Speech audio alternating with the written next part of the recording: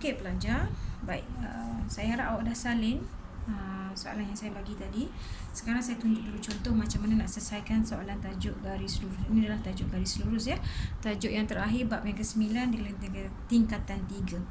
Okey, saya dah pemudahkan, saya dah lukis balik gambar rajah. Ini gambar rajahnya. Dan daripada maklumat yang dibagi, dia ada nyatakan bahawa PQRST ini ialah segi 4 selari. PQRS ialah segi 4 selari. Kalau segi 4 selari, maksudnya kecerunan yang ini sama dengan kecerunan ni. Ni yang selari, ini dua lah. Ni dua ni selari. Dan yang ni dua selari yang ni. Okay. Dan awak kena ingat, awak perlu tahu the key yang penting adalah bila dua garisan selari, masa kecerunan yang sama. Maksudnya PQ sama dengan SR, kecerunan dia. Dan PS sama dengan kecerunan QR. Itu poin penting. Okey. Kemudian dia kata lagi, kecerunan SR, SR mana SR? SR ini ialah 1/2. Okey, saya tuliskan kat sini, kecerunan SR 1/2. Pintasan Y garis PS. Pintasan Y bagi garis PS. PS ini pintasan Y ialah -4. Pintasan Y garis PS sama dengan -4. Jadi dekat pintasan Y, tapak si Y ni, kat sini titik dia -4. Maksudnya titik ni ialah, titik T ni ialah X kosong Y -4. Itu maklumat yang awak kena faham lah, cara nak baca maklumat dia bagi ni. Okay. Jadi daripada maklumat yang awak tahu ni, kecerunan SR sama dengan 1/2. Makna kecerunan PQ ni pun adalah sama dengan 1/2. Kecurunannya sama, saya dah sebut tadi kan. Jadi pelajar, untuk tajuk ini, soalan A, kita nak cari nilai H. Nak cari nilai ni. H ni untuk koordinat Y. So berapa nilai Y? Okay. Dia dah bagi kecerunan, so kita boleh gunakan kecerunan ini untuk dapatkan nilai H. Okay. Di mana formula kecerunan?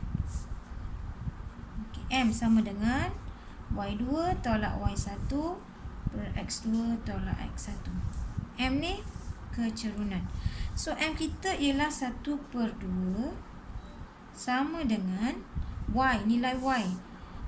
H dengan 6 kan? So H tolak 6. Ikut formula H tolak 6 sama dengan cos X, bawah dia X.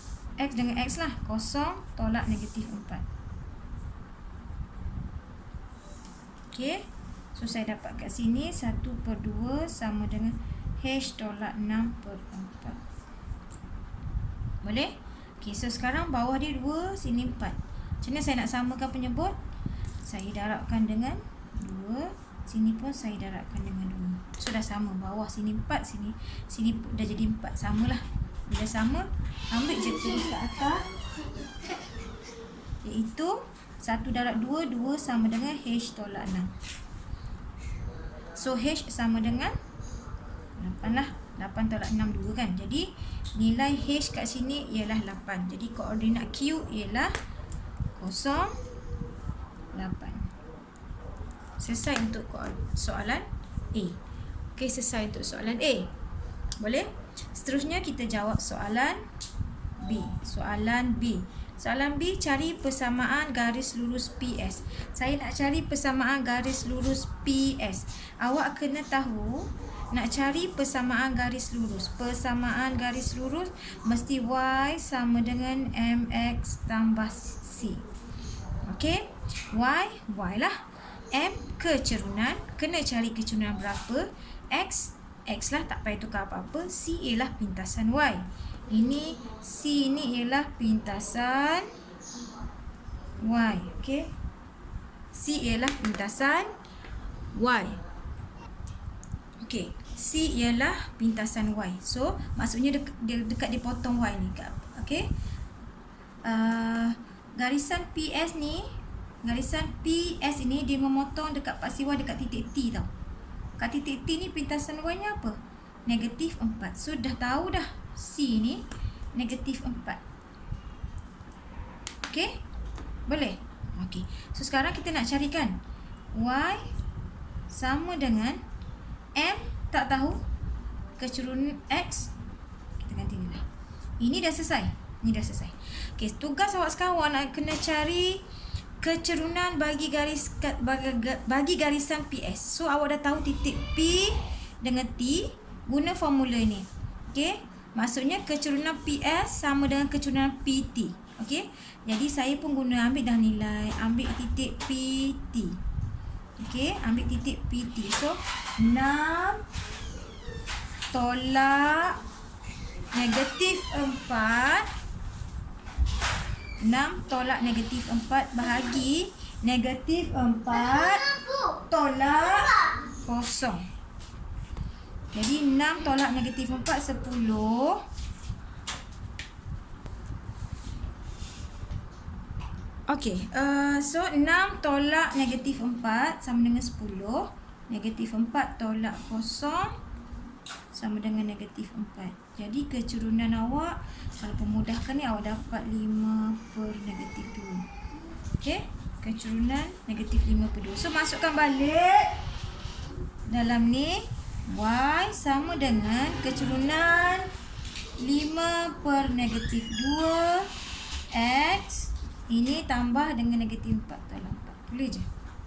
Okey, selesai untuk soalan B. Okay, seterusnya soalan C. Yang terakhir ialah soalan C. Soalan C awak kena cari pintasan X. Saya sambung kat sini. C, cari pintasan X bagi garis lurus PS. Okey, persamaan PS yang ini tau. Ini adalah persamaan PS. Awak nak kena cari pintasan X. Pintasan X ialah Y, pintasan X ialah Y sama dengan 0. Kalau soalan tu minta pintasan X, maksudnya nilai Y tu 0. Jadi untuk soalan ni, Y sama dengan negatif 5 per 2X tolak 4 ni, awak gantikan Y ni 0. Okay, so 5 per 2X sama dengan negatif 4. Ni saya bawa di depan.